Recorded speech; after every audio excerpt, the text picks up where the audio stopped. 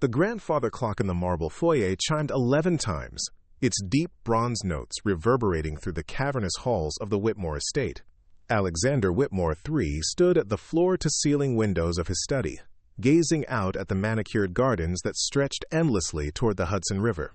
At 42, he possessed everything money could buy: a pharmaceutical empire worth $800 million, properties on 3 continents, and a social circle that included senators, celebrities, and foreign dignitaries. Yet as he watched the moonlight dance across the perfectly trimmed hedges, he felt the familiar weight of isolation pressing down on his shoulders like a lead blanket. Before we jump back in, tell us where you're tuning in from. And if this story touches you, make sure you're subscribed, because tomorrow, I've saved something extra special for you. The study itself was a monument to his success and his solitude. Rare first editions lined mahogany shelves that reached toward a coffered ceiling painted by Italian masters.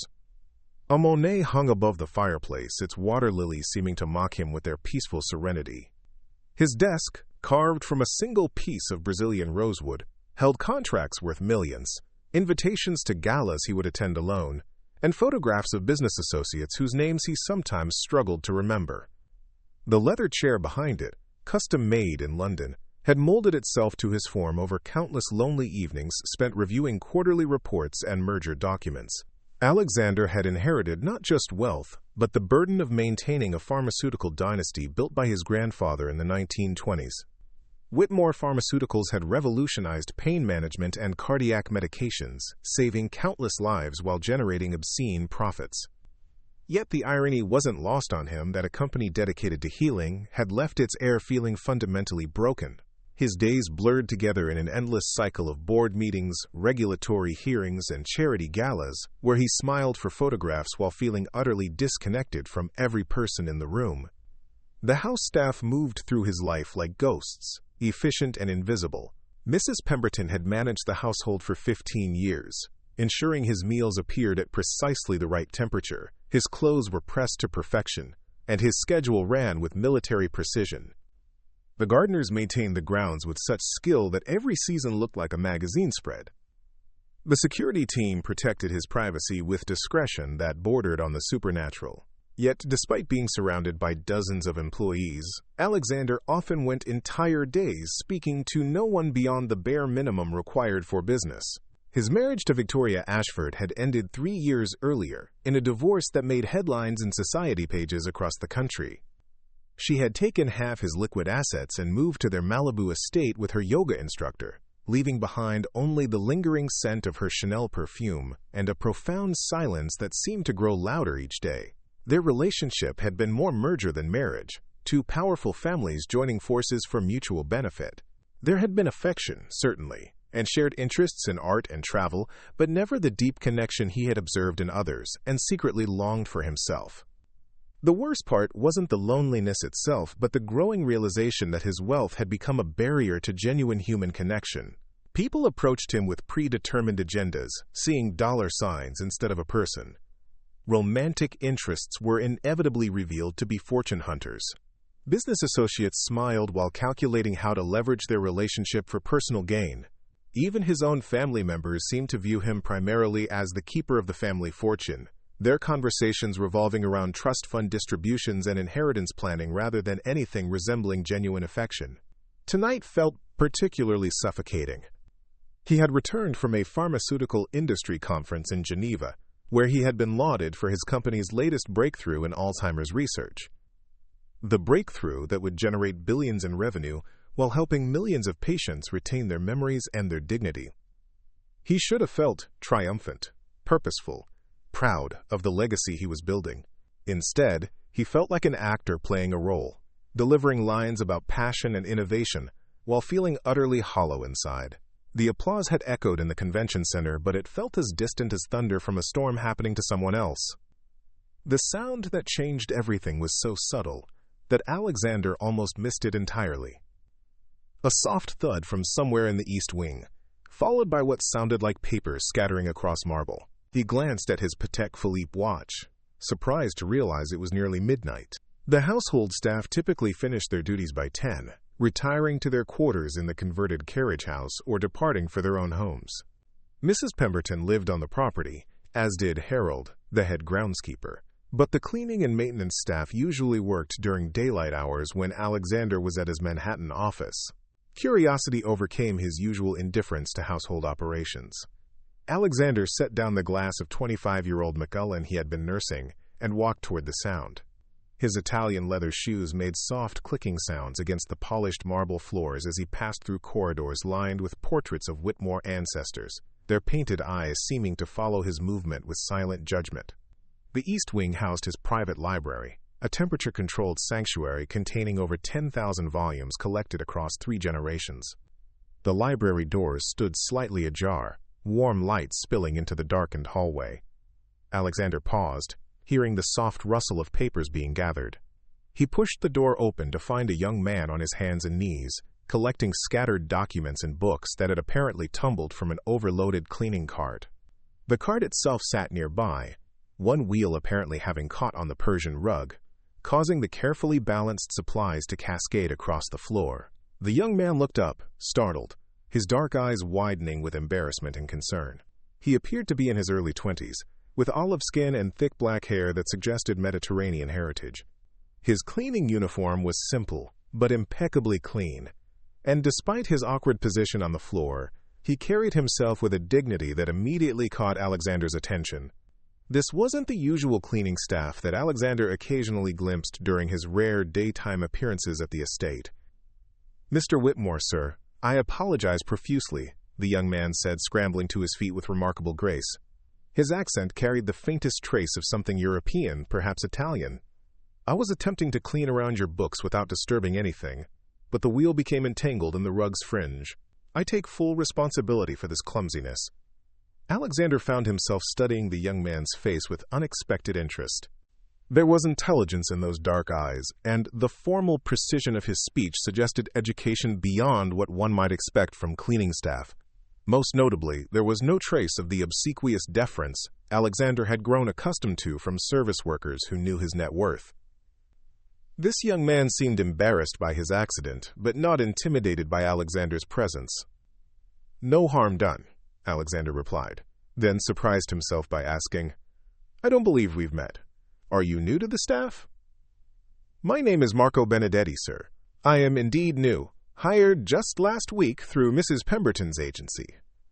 My father, Giuseppe, has been your evening butler for the past 8 months." The young man continued gathering the scattered papers with efficient movements. "I work the night shift cleaning and maintaining the library and study areas while you're typically asleep. Mrs. Pemberton thought it would be less disruptive than having day staff handle the delicate books and documents." Alexander nodded, realizing he had indeed noticed Giuseppe, a quiet, dignified man in his 50s who appeared each evening to serve dinner and attend to various household tasks. Giuseppe's English was limited but adequate, and his service was impeccable. Alexander had never inquired about the man's family or background, treating him with the same polite distance he maintained with all household staff. "Your English is excellent," Alexander observed, noting the young man's sophisticated vocabulary and precise grammar. Marco paused in his gathering of papers, a slight smile crossing his features. "Thank you, sir. I was fortunate to receive a classical education before circumstances required me and my father to seek employment abroad. We came to America 18 months ago from Florence." Something in his tone suggested there was more to their story, but Alexander didn't press. Instead, he found himself kneeling to help gather the scattered documents, an action that seemed to surprise Marco as much as it surprised Alexander himself. When was the last time he had performed such a menial task? When had he last knelt on the floor for any reason other than searching for a dropped contact lens? As they worked together to restore order, Alexander's attention was caught by one of the books that had fallen from the cart. It was a leather-bound volume of Cicero's orations, part of a complete set of classical Latin texts he had inherited from his grandfather but never opened. The book had fallen open to a passage Alexander couldn't read, the elegant Latin script as foreign to him as hieroglyphics, despite his expensive education at Phillips Exeter and Harvard. Marco noticed his gaze lingering on the open page. "Ah, Cicero's first Catiline oration," he said softly, his voice taking on a different quality, almost reverent. "One of the greatest speeches in the history of rhetoric. Quo usque tandem abutere, Catilina, patientia nostra. How long, Catiline, will you abuse our patience?" Alexander stared at the young man in astonishment. The Latin had flowed from Marco's lips with the same natural ease as his English, each syllable pronounced with the confidence of deep familiarity. More than that, there was genuine appreciation in his voice, the tone of someone who understood not just the words but their historical significance and literary beauty. "You read Latin?" Alexander asked, unable to keep the surprise from his voice. "I studied classical languages at the University of Florence before—" Marco hesitated, then continued. "Before my family's financial situation changed and we needed to relocate. Latin was actually my specialty, along with ancient Greek and classical literature. I was working toward my doctorate in classical studies when circumstances intervened." The revelation hit Alexander like a physical blow.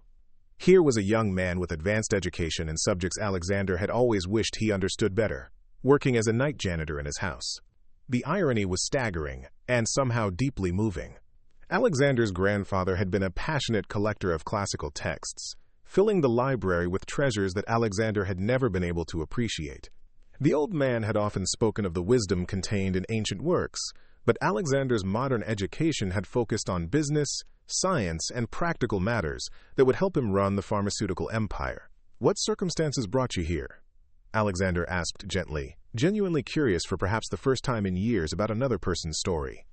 Marco's expression grew guarded, but after a moment he seemed to make a decision to trust this unexpected interest from his employer. "My father owned a small but successful importing business in Florence. Wines, olive oils, artisanal goods.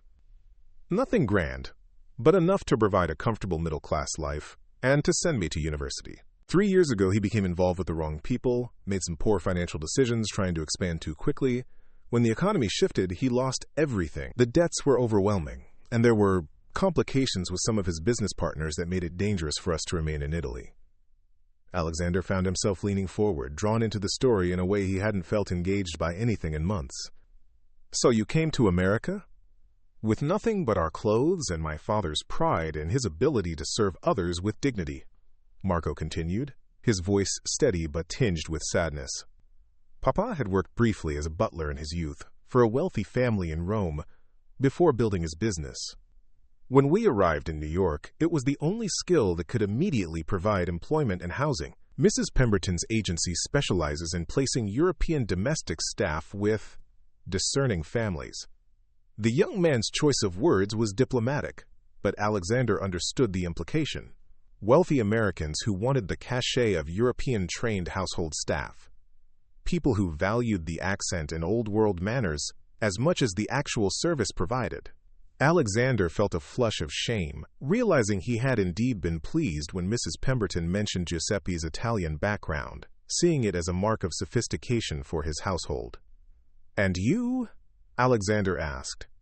"Surely with your education there are other opportunities." Marco's smile was rueful. "My degrees are from Italian institutions, not recognized here, without extensive and expensive validation processes. My English, while functional, lacks the nuances needed for academic positions. And honestly, the financial pressure was immediate. We needed income right away. And night cleaning work allows me to study during the day, working toward the certifications I need to eventually teach, or perhaps work in translation." They had finished gathering all the scattered materials, the cart now properly loaded and stable. But neither man made a move to end the conversation. Alexander realized he was having the most genuine human interaction he had experienced in months, possibly years. This young man, working the night shift cleaning his house, was more intellectually stimulating company than the pharmaceutical executives and society figures who filled his days. "What are you studying?" Alexander asked, settling into one of the leather reading chairs as if this were a planned meeting rather than a chance encounter. Marco hesitated, clearly uncertain whether this unprecedented interest from his employer was appropriate or welcome. But something in Alexander's manner, a genuine curiosity so different from the usual dismissive politeness of the wealthy toward their staff, seemed to encourage him. "I'm working through the certification requirements to teach Latin and classical literature at the secondary level," Marco replied, remaining standing but relaxing slightly. "It's a long process, requiring additional coursework in American teaching methods and educational theory. I also spend time each day working on English translations of lesser-known classical works, hoping eventually to build a portfolio that might interest academic publishers." Alexander gestured toward the chair across from him. Please, sit. I'm curious about something. You mentioned Cicero's first Catiline oration. What makes it so significant? Marco looked uncertain about accepting the invitation to sit, but after a moment he settled carefully on the edge of the chair. Preparing and narrating this story took us a lot of time, so if you are enjoying it, subscribe to our channel. It means a lot to us. Now, back to the story. It's considered one of the finest examples of classical rhetoric. Cicero was exposing a conspiracy against the Roman Republic, but he had to do so carefully, using political and legal maneuvering rather than direct accusation. The speech is a masterpiece of persuasion, building its case through logic, emotion, and appeals to civic duty. The opening line I quoted has become one of the most famous phrases in Latin literature. As Marco spoke, his entire demeanor transformed. The subservient posture of the cleaning staff fell away, replaced by the confidence of someone discussing a subject he genuinely loved. His eyes lit up with enthusiasm, and his gestures became more animated. This was clearly a person passionate about ideas, about literature, about the power of language to move and convince and inspire. The historical context makes it even more fascinating, Marco continued, warming to his subject. Catiline was not just any conspirator, but a member of the Roman elite, someone who should have been defending the Republic rather than plotting its destruction. Cicero himself was a new man, someone from outside the traditional aristocratic families who had risen through merit rather than birth. So when he stood before the Senate to denounce Catiline, he was walking a careful line between his duty to Rome and the political realities of challenging someone from a more established family. Quote, Alexander found himself completely absorbed in Marco's explanation. The young man had a gift for making ancient history feel immediate and relevant, for finding the human drama within political maneuvering. More than that, Alexander began to see parallels to his own world, where pharmaceutical companies with noble missions could become corrupted by profit motives, where people born to privilege sometimes betrayed the responsibilities that came with their advantages. It sounds like there are lessons there for any era, Alexander observed. Exactly. Marco's enthusiasm was infectious. That's what I love most about classical literature. These writers were grappling with the same fundamental questions about power, responsibility, loyalty, and moral courage that we face today. The specifics change, but the human struggles remain constant. Cicero understood that possessing power means nothing if you lack the wisdom and courage to use it properly. The words hung in the air between them, and Alexander felt something shift inside his chest.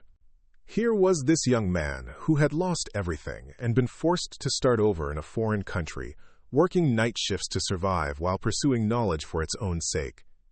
And he was speaking about power and responsibility to someone who had inherited more power than most people could imagine but had never seriously considered what obligations came with it. How do you find time to study while working here and presumably needing sleep? Alexander asked. I sleep from about 7 in the morning until 1 in the afternoon, Marco explained. Then I spend the afternoon at the public library or in coffee shops, working on coursework and translations. I return here around 11 at night to begin the cleaning shift, which usually takes until about 5 in the morning. It's not ideal, but it provides the income we need while allowing me to work toward longer-term goals. Alexander did quick mental calculations. 5 hours of sleep per day, maybe 6 if Marco was efficient with his schedule. And he was doing this not just to survive, but to better himself, to rebuild a life that had been destroyed by circumstances beyond his control. The discipline and determination required were staggering, especially when contrasted with Alexander's own life of comfort and routine. Your father must be proud of your dedication, Alexander said. A shadow crossed Marco's face. Papa struggles with our situation more than I do, I think. He was a successful businessman, respected in our community in Florence. Now he serves dinner to people whose weekly wine budget exceeds what he used to earn in a month. The adjustment has been difficult for his pride. He worries that I'm sacrificing too much, that I should find ways to use my education more immediately rather than working towards certifications that might take years to complete. Alexander heard something in Marco's voice that resonated deeply, a familiar note of carrying others' expectations and worries. But you believe the long-term investment is worth it? I have to, Marco replied with quiet conviction. Not just for myself, but to prove that education has value beyond immediate practical application. My father sacrificed to send me to university because he believed knowledge was the one thing no one could take away from us. Ironically, that turned out not to be true, at least not in the short term. But I still believe that understanding literature, history, philosophy, these things matter. They help us understand what it means to be human, what it means to live with purpose and dignity regardless of our circumstances. The conversation continued for another hour, ranging across classical literature, modern politics, the challenges of immigration, and the value of education. Alexander found himself sharing thoughts and opinions he rarely expressed, drawn out by Marco's genuine interest and thoughtful responses.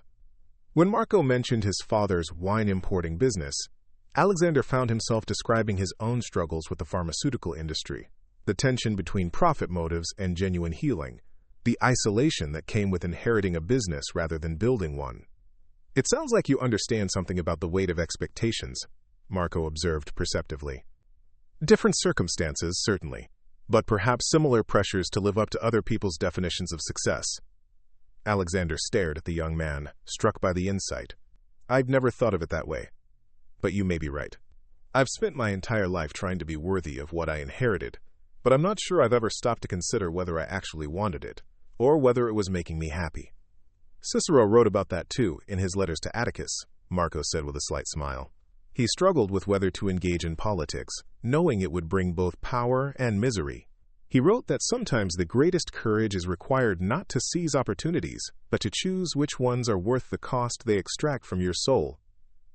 As the grandfather clock chimed 2 in the morning, both men seemed to realize simultaneously how long they had been talking. Marco stood abruptly, his professional demeanor returning as he remembered his position.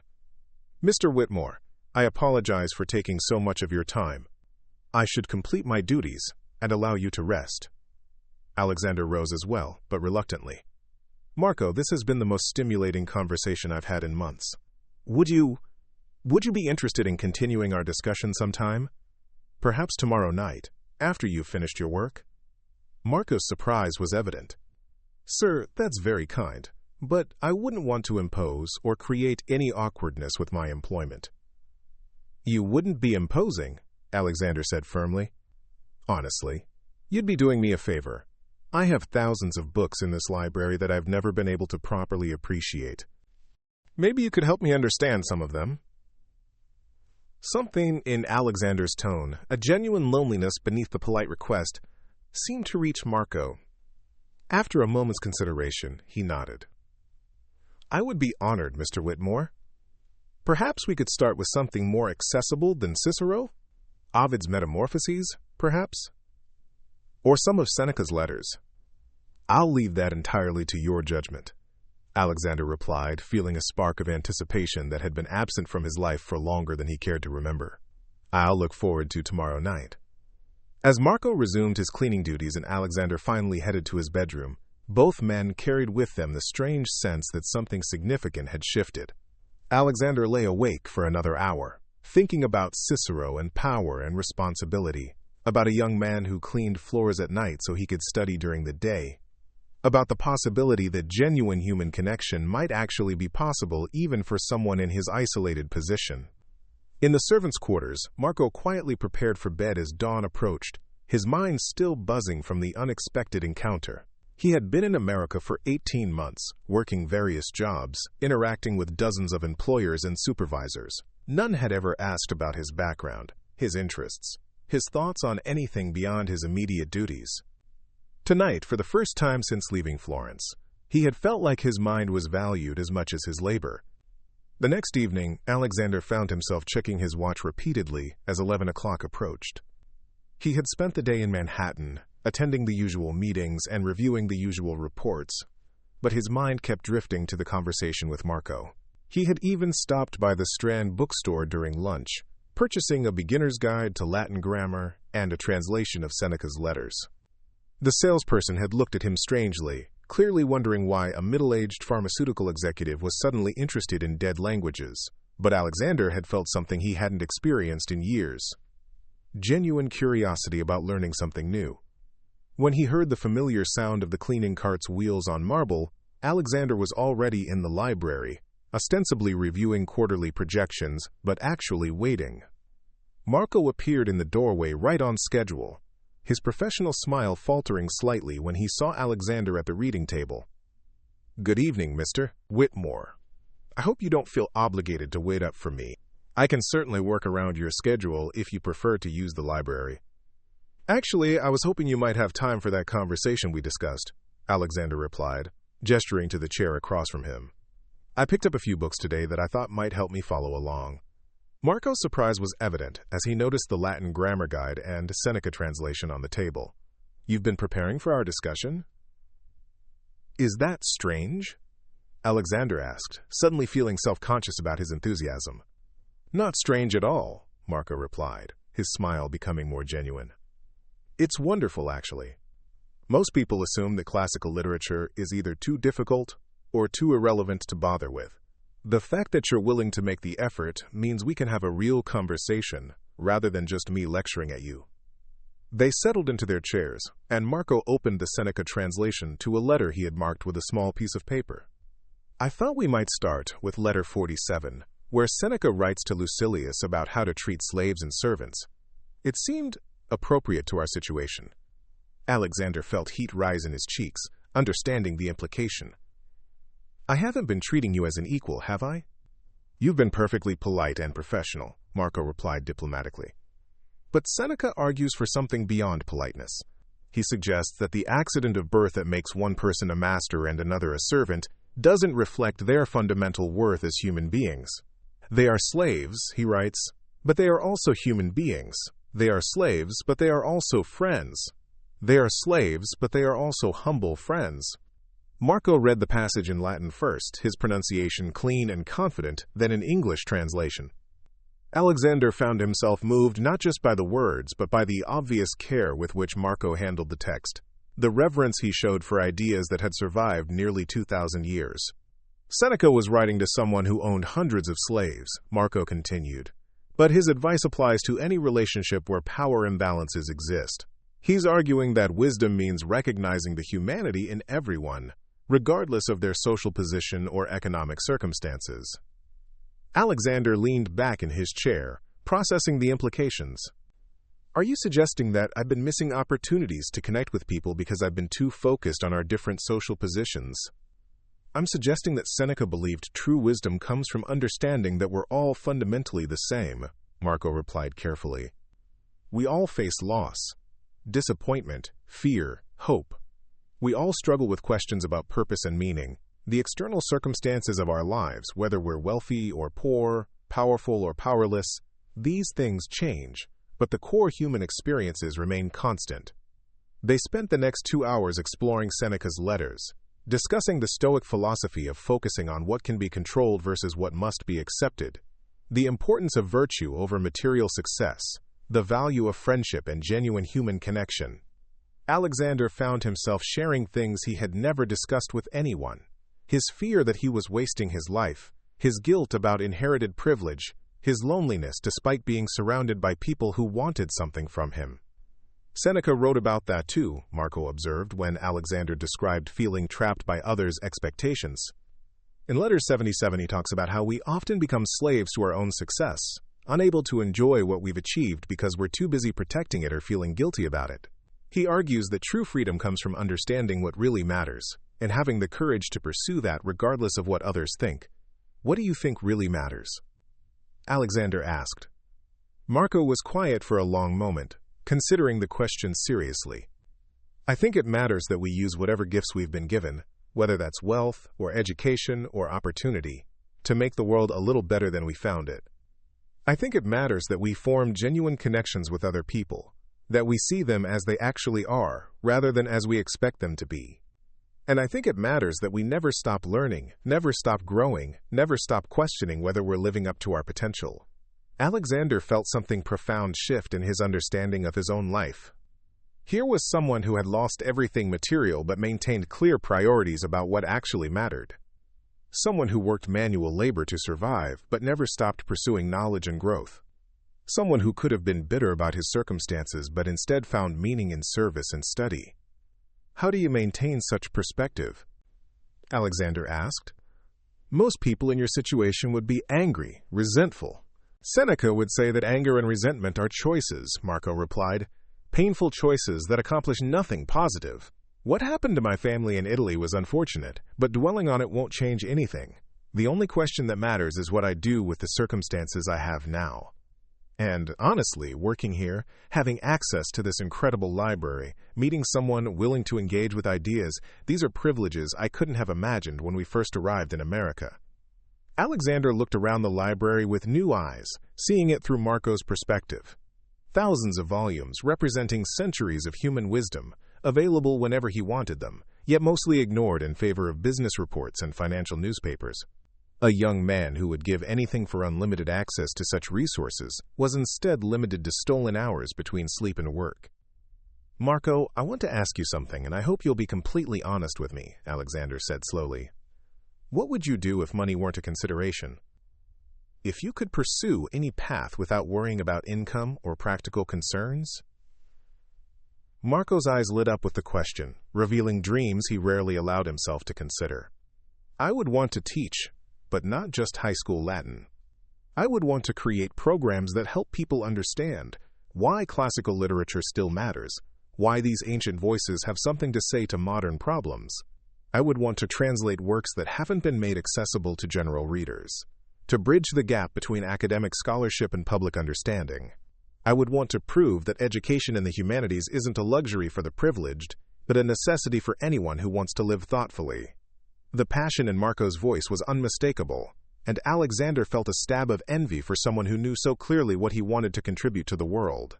When was the last time Alexander had felt such definite purpose about anything beyond maintaining quarterly profit margins? "What's stopping you from pursuing that path?" Alexander asked, though he suspected he knew the answer. "Reality," Marco replied with a rueful smile. "The certification process will take at least 2 more years, and that's just to qualify for high school teaching positions. Graduate programs that would lead to university positions require resources I don't have, both financial and temporal. And honestly, the academic job market is brutal even for people with traditional credentials. For someone with my background starting from scratch in a new country, the obstacles are substantial." Alexander found himself thinking about obstacles, about resources, about the power to remove barriers that seemed insurmountable to others. He had spent his inheritance building walls around himself, protecting his privacy, and maintaining distance from anyone who might want something from him. But what if that same wealth could be used to tear down walls that prevented someone like Marco from reaching his potential? "I have a proposition for you," Alexander said slowly, the idea forming even as he spoke. "What if we could arrange for you to pursue your certifications and additional education without the financial pressure? What if you could focus on learning and teaching without having to work night shifts to survive?" Marco stared at him, clearly uncertain how to respond. "Mr. Whitmore, that's incredibly generous, but I couldn't accept charity. My father and I, we're proud people. We earn our way." "It wouldn't be charity," Alexander said quickly. "It would be employment. I've been thinking about this since yesterday, about what you said regarding the value of education. What if I hired you as a private tutor? Not just for myself, though I would certainly want to continue our discussions, but to develop educational programs that could make classical literature accessible to broader audiences. You could work on your certifications during the day, develop curriculum and materials in the evenings, and teach me Latin in whatever time remains." Marco's shock was evident. "You're serious?" "Completely serious. I've been looking for ways to use my resources for something meaningful beyond pharmaceutical profits.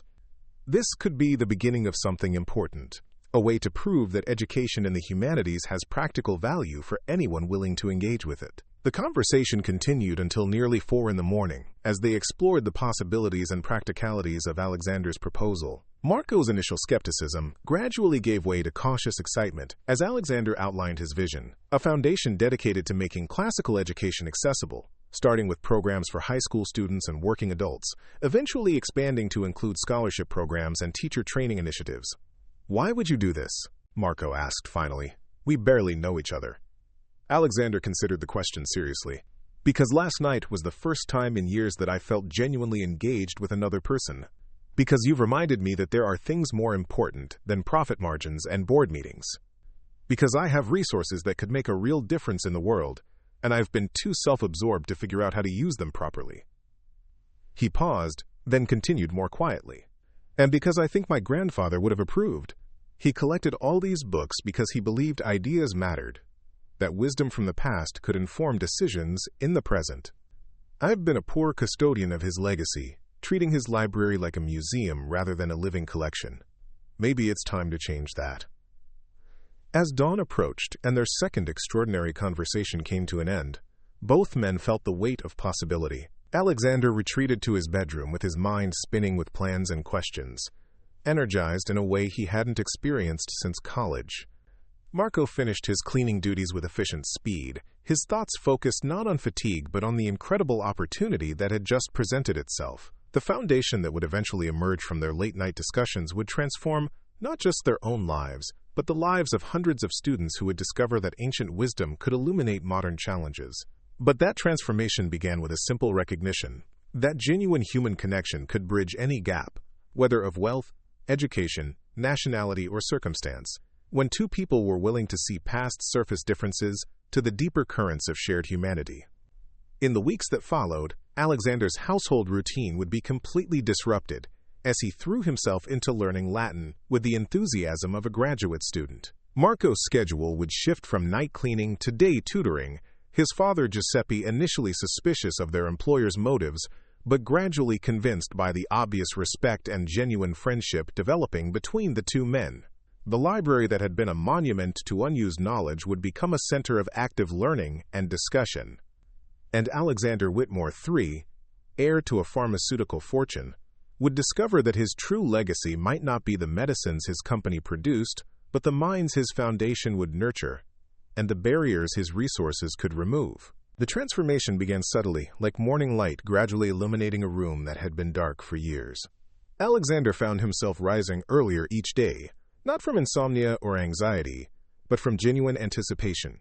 For the first time since his divorce, he had something to look forward to beyond quarterly earnings reports and regulatory compliance meetings. His morning routine, previously a mechanical sequence of shower, coffee, and financial news, now included 30 minutes of Latin vocabulary practice and reading assignments that Marco had carefully selected for his skill level. Mrs. Pemberton noticed the change immediately. After 15 years of managing the Whitmore household, she had developed an intuitive understanding of Alexander's moods and patterns.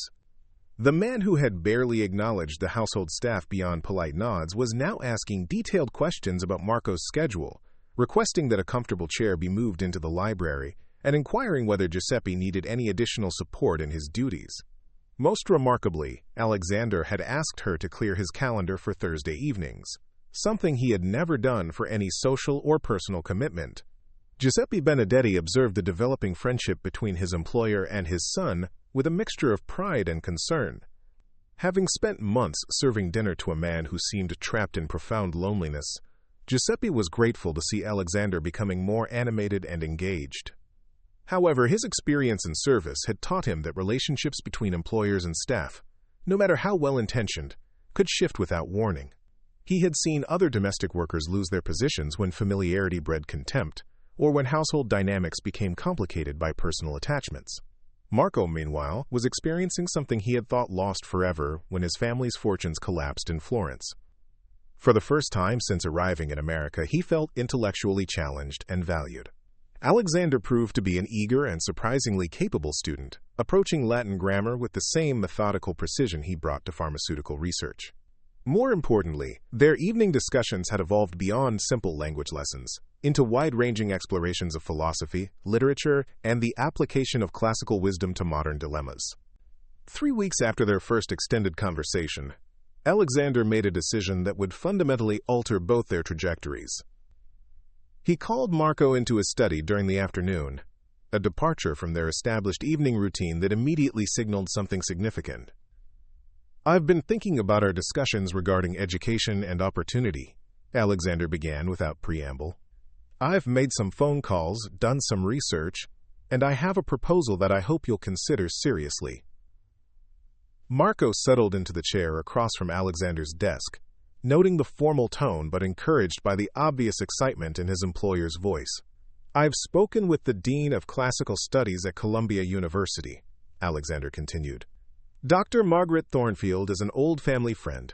someone who knew my grandfather and shares his passion for making classical education relevant to contemporary audiences. I've described your background and qualifications to her, and she's agreed to meet with you about fast-tracking your American certifications while simultaneously beginning work toward a master's degree in classical pedagogy. Marco's initial response was stunned silence. The Columbia University Classical Studies program was among the most prestigious in the country, typically admitting only a handful of graduate students each year after rigorous competition. The idea that he could simply walk into such a program seemed impossible. Mr. Whitmore, I appreciate your confidence in my abilities, but surely you understand that graduate programs require extensive application processes, standardized test scores, letters of recommendation from established academics. I'm a night janitor with foreign credentials that haven't been formally evaluated. Alexander smiled, the expression transforming his usually serious features. Dr. Thornfield is willing to conduct an informal assessment based on your work with original Latin texts and your educational philosophy. If she's satisfied with your qualifications, she can expedite the formal admission process. As for funding, that's where my proposal becomes more concrete. He opened a folder on his desk, revealing documents that had clearly been prepared by legal professionals. I'm establishing the Whitmore Foundation for Classical Education, with an initial endowment of $50 million. The Foundation's mission will be to demonstrate the practical value of classical education in developing critical thinking, ethical reasoning, and cultural literacy. You would be the Foundation's first educational director, responsible for developing pilot programs while completing your own advanced education. Marco stared at the documents, his mind struggling to process the magnitude of what Alexander was proposing. $50 million represented more money than his family's importing business had generated in its entire existence. The opportunity to pursue graduate education without financial constraints, to develop educational programs with virtually unlimited resources, to prove his theories about the relevance of classical literature to modern audiences, it seemed too extraordinary to be real. Why would you do this? Marco asked, the same question he had posed during their first extended conversation but now weighted with far greater implications. Alexander leaned back in his chair, considering how to articulate motivations that had become clear to him only through their discussions. Because you've helped me understand that wealth without purpose is meaningless. Because you've shown me that education is not a luxury but a necessity for anyone who wants to live thoughtfully. Because I believe your vision of making classical wisdom accessible could genuinely improve people's lives. He paused, then continued more personally. And because these conversations with you have been the most meaningful part of my life in years. I've learned more about literature, philosophy, and myself in the past 3 weeks than in the previous 3 years. If supporting your education and career means I get to continue learning from you, then it's the best investment I could possibly make. Marco was quiet for several minutes, processing not just the practical implications of Alexander's offer, but the emotional complexity of their relationship. What had begun as a chance encounter between employer and employee had evolved into something resembling genuine friendship, but the power dynamics remained complicated. Could he accept such extraordinary generosity without compromising his dignity or independence? Could he trust that Alexander's motivations were as altruistic as they appeared? I would need to discuss this with my father, Marco said finally. This decision affects not just my future but his as well. And I would want clear boundaries and expectations established from the beginning. I've seen too many situations where informal arrangements led to misunderstandings and disappointment. Alexander nodded approvingly. Your caution is wise, and I respect your consideration for your father's position. Dr. Thornfield has agreed to meet with you next Tuesday if you're interested. There's no obligation beyond that conversation, and you can take as much time as you need to make your decision. That evening, the conversation between Marco and Giuseppe extended well past midnight. Giuseppe's initial reaction was skeptical, colored by decades of experience in service roles where employers' generosity often came with hidden costs or expectations. He had seen wealthy Americans who treated their staff like interesting pets, providing benefits and opportunities as long as the novelty lasted but quickly losing interest when circumstances changed, or when their charity cases failed to provide sufficient entertainment value.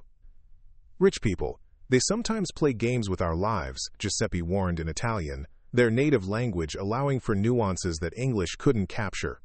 They help you until you become inconvenient, or until they find someone more interesting to rescue. What happens to us if this foundation idea fails?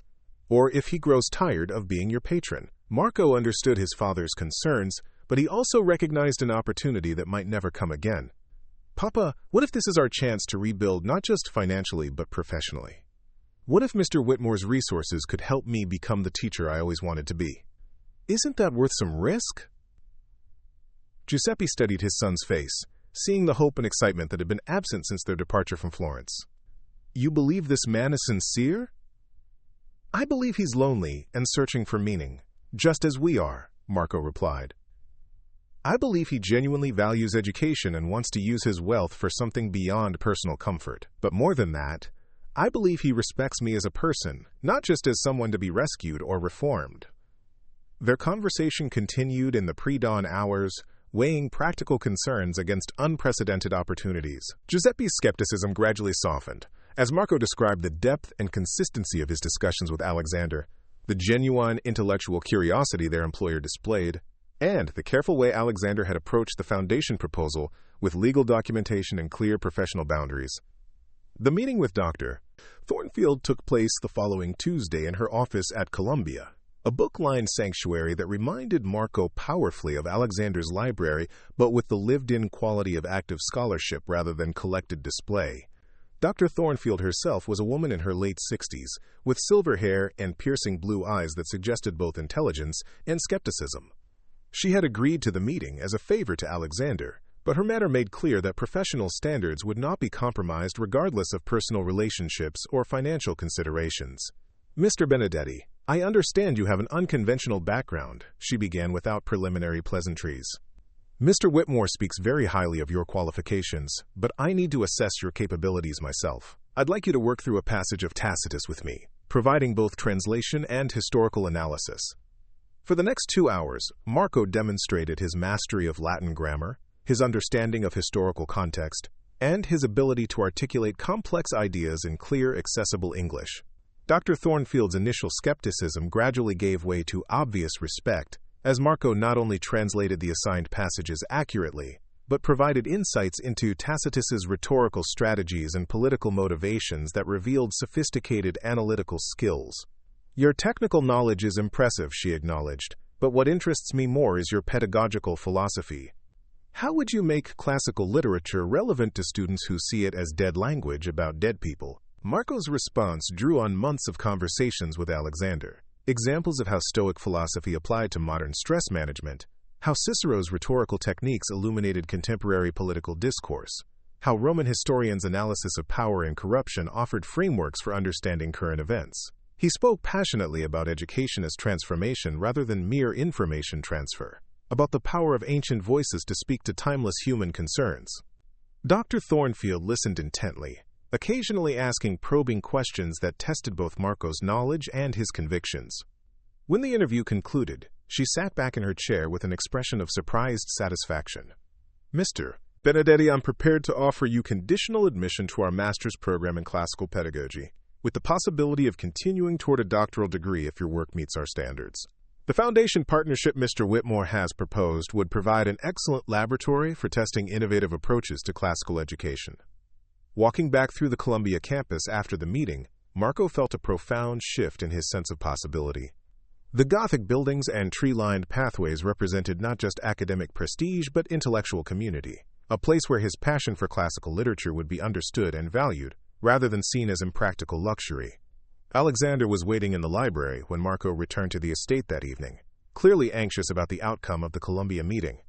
His visible relief and excitement when Marco described Dr. Thornfield's positive response revealed how much the foundation project meant to him personally. So, you'll accept the position? Alexander asked. On one condition, Marco replied. I want to continue our Latin lessons and our evening discussions, not as employee to employer, but as friends. The foundation work is professional, but what we've built together over these past weeks, that's personal, and I don't want it to change. Alexander's smile was broader than Marco had ever seen. I was hoping you'd say that. These conversations have become the best part of my life. The transition from night janitor to foundation director required several weeks of paperwork, planning, and practical arrangements. Giuseppe was offered a substantial raise and increased responsibilities as head of household staff, a promotion that allowed him to maintain his dignity while benefiting from his son's changed circumstances. Mrs. Pemberton, initially suspicious of the household disruption, became an enthusiastic supporter of the foundation when she realized how much happier and more engaged Alexander had become. Alexander's social circle reacted to the changes with varying degrees of bewilderment and disapproval. At the Century Club, his usual lunch companions questioned his decision to establish an educational foundation focused on classical studies when medical research offered more obvious humanitarian benefits. His ex-wife Victoria called from Malibu to express concern that he was being taken advantage of by clever staff who knew how to manipulate his loneliness. The most significant resistance came from Alexander's broader family, particularly his uncle Harrison Whitmore, who served on the pharmaceutical company's board of directors. Harrison had spent decades watching Alexander manage the family business with competent detachment, never showing the passionate engagement that had characterized previous generations of Whitmore leadership. Now suddenly Alexander was displaying enthusiasm and energy, but for projects that seemed completely disconnected from the family's pharmaceutical legacy. "You're spending $50 million to help a janitor become a teacher?" Harrison asked during a tense family dinner at the Union Club. "Alexander, I understand you've been lonely since the divorce, but this seems like an expensive way to buy friendship." Alexander's response surprised everyone at the table, including himself. "Marco isn't buying my friendship, Uncle Harrison. He's earned my respect through his intelligence, his integrity, and his dedication to something larger than personal gain. The foundation isn't charity, it's an investment in proving that classical education has practical value for developing critical thinking and ethical reasoning." "And how exactly does that benefit Whitmore Pharmaceuticals?" Harrison pressed. "Maybe it doesn't," Alexander replied. "Maybe my grandfather's legacy should include more than profitable drug patents. Maybe some of our family's wealth should be used to enrich minds rather than just bank accounts." The family dinner ended in uncomfortable silence, but Alexander felt liberated rather than concerned. For the first time in his adult life, he had articulated priorities that reflected his own values rather than inherited expectations. The Whitmore Foundation for Classical Education officially launched 6 months after Marco's cleaning cart had tipped over in the library. The foundation's first initiative was a pilot program at 3 New York area high schools, introducing classical literature and philosophy as supplements to existing history and English curricula. Marco, now enrolled part-time at Columbia, while serving as the foundation's educational director, developed innovative teaching materials that connected ancient texts to contemporary issues. The pilot program's success exceeded even Alexander's optimistic projections.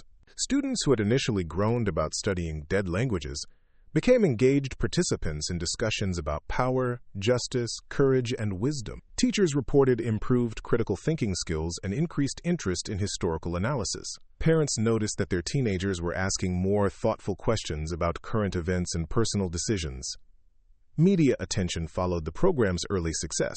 Educational magazines profiled Marco's innovative teaching methods. The New York Times ran a feature article about the unlikely partnership between a pharmaceutical heir and an Italian immigrant, framing their collaboration as a model for purposeful philanthropy. The Atlantic published Marco's essay on why Stoicism matters in the social media age, which went viral among high school teachers and college professors. The attention brought both opportunities and challenges. Universities across the country expressed interest in partnering with the foundation to develop similar programs. Publishers approached Marco about expanding his essays into a book-length work on classical education's contemporary relevance. Philanthropic organizations invited Alexander to speak about effective charitable giving and meaningful wealth deployment. However, the public attention also intensified scrutiny of their relationship. Society columnists speculated about the nature of their friendship, some suggesting that Alexander was being manipulated by someone who had cleverly positioned himself to access tremendous wealth. Others criticized the foundation's focus on classical education as elitist, arguing that resources would be better spent on STEM education or vocational training programs. The criticism reached a crescendo when a prominent education blogger published a lengthy post questioning whether the Whitmore Foundation represented genuine innovation or simply wealthy dilettantism. The blogger argued that classical education was inherently exclusionary, accessible only to students with strong language skills and cultural advantages, and that the foundation's success reflected privilege rather than pedagogical breakthrough. Marco was devastated by the criticism, seeing it as an attack not just on the foundation's work, but on his own integrity and qualifications. For the first time since accepting the educational director position, He questioned whether he had made the right decision, whether he was indeed taking advantage of Alexander's generosity and loneliness. Alexander found Marco in the library late one evening, staring blankly at a stack of program evaluations and looking more discouraged than he had since their first conversation about his family's circumstances in Florence. "The critics aren't entirely wrong," Marco said without looking up. "Classical education has historically been the province of the privileged. Maybe I'm just perpetuating elite cultural advantages under the guise of democratizing wisdom." Alexander sat down across from him, recognizing the moment as a test of their friendship and their shared mission. "Marco, do you remember what you told me about Cicero's first Catiline oration? About how he had to carefully balance his duty to Rome against the political realities of challenging someone from an established family?" Marco nodded, unsure where Alexander was heading. "You said that possessing power means nothing if you lack the wisdom and courage to use it properly," Alexander continued. "The same principle applies to knowledge. Classical education has been elite because it's been kept exclusive, not because it's inherently inaccessible. What we're proving is that these ideas, these ways of thinking, they're valuable for anyone willing to engage with them." Alexander leaned forward, his voice gaining intensity. "The students in our pilot programs aren't from privileged backgrounds. They're kids from working-class families, recent immigrants, first-generation college prospects. And they're thriving because you've found ways to make Seneca and Cicero speak to their actual lives, their real challenges and questions." The conversation continued past midnight, as Alexander helped Marco process the criticism and refocus on the Foundation's core mission. They discussed the difference between elitism and excellence, between exclusion and accessibility, between preserving cultural heritage and making it relevant to contemporary audiences. "The critics assume that because something has been exclusive, it must remain exclusive," Alexander observed. "But that's exactly the assumption we're challenging. We're proving that classical wisdom can illuminate modern problems for anyone willing to engage with it thoughtfully." Marco's discouragement gradually lifted as they talked, replaced by renewed determination to demonstrate the Foundation's value through results rather than rhetoric. "You're right," he said finally. "The best response to criticism is better work, more inclusive programs, clearer evidence that these ideas matter for everyone." The Foundation's second year brought expanded programming and deeper impact. Marco's book, Ancient Wisdom for Modern Lives: How Classical Philosophy Can Transform Contemporary Thinking, became a bestseller in the education category and was adopted by dozens of universities for courses in philosophy, education, and critical thinking. The pilot program expanded to include adult education components, offering evening classes for working adults who wanted to explore classical literature and philosophy. Alexander, meanwhile, found his role evolving from passive funder to active participant in the Foundation's educational mission. His business background proved valuable in developing sustainable funding models and strategic partnerships. More importantly, his visible enthusiasm and financial commitment helped legitimize classical education as a worthy philanthropic focus, encouraging other wealthy donors to support similar initiatives. Their personal friendship deepened alongside their professional collaboration. Alexander's evening Latin lessons had progressed to the point where he could read substantial passages of Cicero and Seneca without translation assistance. Their discussions ranged across philosophy, politics, literature, and personal reflection, creating an intellectual intimacy that neither man had experienced with anyone else. Giuseppe observed his son's transformation with pride and gratitude. The young man who had cleaned floors to survive had become a respected educator and author, but more importantly, he had found work that aligned with his deepest values and interests. Giuseppe's own position in the household had evolved from mere employment to something resembling family membership, as Alexander increasingly treated both father and son as valued friends rather than staff. Mrs. Pemberton, initially skeptical of the household changes, became one of the Foundation's strongest advocates. She volunteered to help coordinate Foundation events and took obvious pride in telling her friends about the important educational work being conducted in the Whitmore household. The library that had once been Alexander's private retreat became a center of activity, hosting teachers' workshops, curriculum development sessions, and student presentations. The transformation extended beyond the Foundation's work to Alexander's broader life perspective. His approach to pharmaceutical business became more focused on patient outcomes and social impact rather than purely financial metrics. He established research initiatives focused on affordable drug development for underserved populations, applying the ethical frameworks he had learned through studying Stoic philosophy to practical business decisions. Alexander's social relationships also shifted as he gravitated toward people who shared his intellectual interests, rather than simply his economic status. He began hosting dinner parties that brought together educators, writers, philosophers, and social activists, creating conversations that were substantive rather than merely social. The isolation that had characterized his life before meeting Marco gave way to genuine community engagement and meaningful friendships. The third anniversary of their first conversation was marked by a celebration at the Foundation's new headquarters, a restored brownstone on the Upper West Side that housed expanded educational programs and research initiatives. Students, teachers, parents, and community leaders gathered to recognize the Foundation's impact and to preview new initiatives planned for the coming year. Marco, now completing his doctoral dissertation while serving as the Foundation's executive director, addressed the gathering with confidence and eloquence that would have been unimaginable during his cleaning staff days. Alexander, introducing Marco to the assembled guests, spoke with obvious pride and affection about their collaboration and friendship. 3 years ago, Marco helped me understand that wealth without purpose is meaningless, Alexander told the gathering. Today, I can say with confidence that our partnership has given both our lives meaning that we never could have achieved separately. Classical education isn't about preserving the past, it's about creating a better future through wisdom, critical thinking, and ethical reasoning. As the evening wound down and guests departed, Alexander and Marco found themselves alone in the Foundation's library, surrounded by the books and materials that had become the foundation of their shared mission. The space felt different from Alexander's private library at the estate, more alive and purposeful, filled with the energy of active learning rather than passive collection. Do you ever wonder what would have happened if that cleaning cart hadn't tipped over?